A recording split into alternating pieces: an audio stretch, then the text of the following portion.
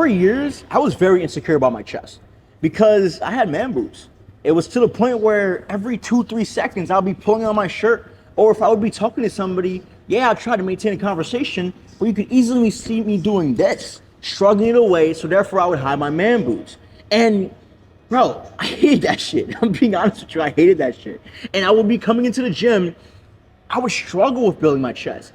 I just kept trying to bench, I just kept trying to PR. Nothing was working until I learned these 3 things. And it's basically what's helped me develop my chest, build a stronger chest, a fuller chest, that I can now confidently look in the mirror or wear a tight shirt, wear a tank top, and actually feel confident in it. And today I want to give you that ability as well too, to where you can build up your chest and actually feel confident when you look in the mirror, when you wear that shirt, when you wear that suit, knowing that it fits good, it looks good, and you are good. So let's get into it.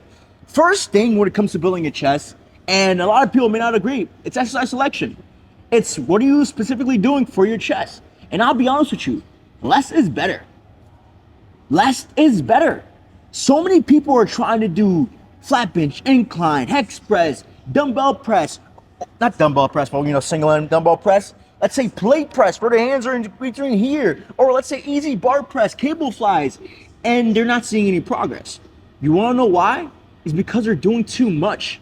What you need to do is to pick your 3 favorite chest exercises. For me, it's this one, which is a slight incline press. Why? Because I get the most activation within this exercise. Out of any chest exercise, I get a nice deep stretch. Literally, I'm just starting right now and I can already feel it. And as I press through, I get a really good contraction. And so therefore, when I'm doing my chest workout, this is my first exercise. Or the incline Smith machine press, or the incline barbell press. I prefer to do incline first because I get that initial contraction right off the bat. So for you, what exercise when you do, you're like, oh my God, I felt that. You need to do more of that. You need to double down on that because that's basically telling you, hey, we feel it. Now add a little bit more weight, practice progressive overload, proper form, proper rest, and watch your chest just grow and grow and grow. Because what you feel the most is what's gonna benefit you the most. If you're just in here doing every chest workout under the sun, you're gonna get results. And I used to be that person. I would do push-ups with plate press until I realized I was just making a fool of myself and not getting any results. And it pissed me off, and it's probably pissing you off too. So when it comes to chest, pick your 3 favorite exercises. For me, it's a slight incline press, it's a dumbbell flat bench press, benching not so much. Activation-wise, I get a lot more activation on a dumbbell flat bench press than I do with bench press. And for you, it might be a little different. For me, it's because I'm able to go down a little bit deeper with my dumbbell bench press. And when I go down a little deeper, I get that initial stretch. And as I squeeze out, that contraction is like any other. So I prefer it. And then last but not least, might sound crazy, push-ups. I would either do regular push-ups to failure towards the end of my chest days, or I would do Superman push-ups if I incorporated it in between my chest workout or a little bit in the beginning. But I always utilize these 3 in every chest routine I do since the day I had those man boobs all the way until now, to where now I bodybuild, I'm confident when it comes to being shirtless, but most importantly wearing a tank top, wearing that t-shirt, wearing that suit, and not even have to worry about going like this. Bro, I got tired of that, man. I got tired of that. I know you are too. So remember, your 3 favorite. Now let's move on to the next one. Now this is where it gets controversial because you're going to hear a lot of people saying, this is the best way to do this, this is the best way to do that. No, bro, you have to go 1 set all the way to failure. That's the way you do it. Those guys on TikTok who watch one reel and go off about how 1 set for failure is the best way to work out, like, bro, chill out. Or you have Athlete X who says, do 10 to 12 reps, go to failure, and then those next 20 are the ones that actually count. Those are your effective reps. Or you have Mike Risotto, who tells you to take 30 seconds to 60 seconds to rest. Or you have Mike Risotto, who tells you to take 45 seconds to 90 seconds to rest for better hypertrophy, for better feel, for better growth. And if I'm being honest with you, what worked best for me was doing 4 sets of 10 to 15 while resting 45 seconds to 90 seconds. And I'll tell you why. I used to play a lot of sports in college and high school. And you damn well know in those years we didn't stretch and we have a lot of pain from those years, right?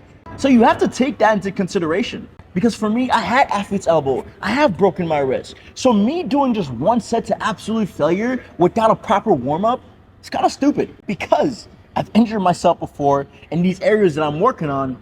So not warming up and just going straight to it is asking for myself to get injured. And it's the same thing for Athlete X method. I'm not saying it doesn't work. It works for certain individuals, I get that. But for me to do 12 reps all the way to failure, rest 20 to 30 seconds, and then go straight into it and do another 20, that for me wouldn't work either. And you could say it warms you up though, not really. And this is why I do 4 sets of 12 to 15.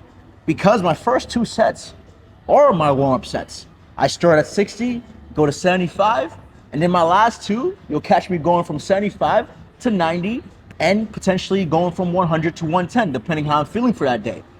But those first 2 initial sets are my foundation and are key to allowing me to get the right blood flow, to get the right feel. So those last 2, I can max it all out and give it my all. So like I was saying before, you have to take yourself into consideration. You can't just say, I heard this, it's the best, I'm gonna do it. Yes, it's stupid. You have to put your own experience into it. And a lot of people aren't doing that. A lot of people just listen to one person. Oh yeah, he's right, let's do this, do that. And they never take their own experience into account. And then when it doesn't work for them, they're like, oh, it was him. No, it was you. You didn't listen to your own body first. You didn't look at your past first and what you used to do and what worked best for you and how you could utilize that to work on you now. Everybody has a method that they tell you. But for you, you have to understand your starting point. Are you brand new into fitness? Have you worked out before and it's just been a few years? Or are you somebody who's just on and off, and you're just trying to find your rhythm? These do matter. And if you're a complete beginner, I would say work with 3 sets of 6 to 12, build your form, build your technique, and then over time, expand and experience and try out different exercises and different routines. And if you're somebody who's worked out before and you've seen results before, then bro, it's time to pick that shit back up. Pick it back up and start pushing yourself. Because clearly you know how to get there. Now it's a matter of doing it again. And if you're somebody who's always on and off and you're just trying to find your groove and you're kind of tired of all the misinformation, I want you to try 4 sets of 10 to 15 or at least 6 to 10 or 8 to 12. Why? So you can get a better feel for the way you're pushing, work on your form, focus on progressive overload, learn to push yourself, learn to train to failure, and then over time, you could try out these new methods. But again, if I'm being 100% honest, 4 sets of 6 to 15, around there, it's kind of the best, with a little bit of rest of 45 to 60 seconds. Hey, you can hate me for it, but it's worked for me. I ain't complaining. And to finish it off, a strong chest needs a strong set of triceps.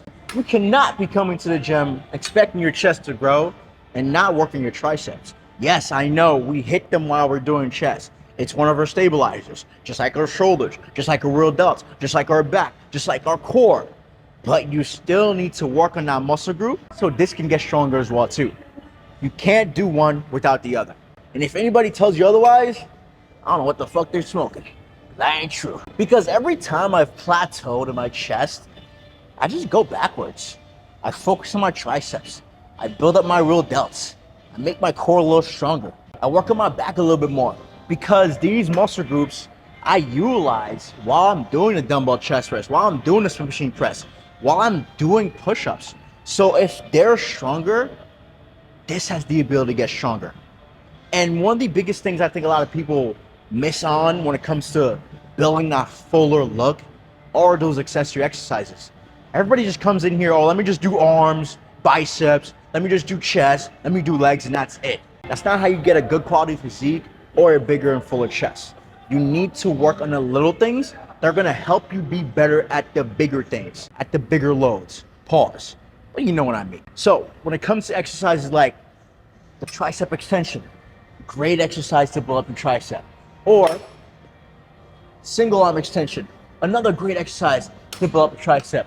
Or one of my favorites, come in here, bring us to about chest level, not too low, come around, lean in, make sure it's even, overhead extensions. Perfect for the tricep. But I make sure I incorporate these towards the end of my chest workout So therefore, I can get this bigger and leaner. And most importantly, next time I come in, as I'm pressing at the bottom portion of a chest exercise, guess what I'm utilizing a lot? This bad boy. It's stabilizing the muscle. Yes, this is helping me push it up, but this is helping me hold it at the bottom. And if I'm holding at the bottom and I'm weak, it's gonna make pushing it up that much harder. But if I'm strong here, I'm right back up. So you need to work on your, that's fucked. So you need to work on your stabilizer muscles when it comes to, I'm gonna keep that in. So you need to work on your stabilizer muscles when it comes to building a bigger and stronger chest. And if you focus on these three, I promise you, you're going to get better in the gym, because that's truly all it is when it comes to building a fuller and bigger chest. Whatever exercise or secret somebody tries to tell you, they're lying to you. It's these three basics, these three foundations that will help you get to that next level. I promise you. And remember, if you found this helpful, make sure to subscribe, like to your favorite natural coach. I hope you have a great rest of your day. Now go get these gains, man. Come on. Going into 2025, I want you to get leaner, get stronger, get jacked. It is possible, naturally. Peace.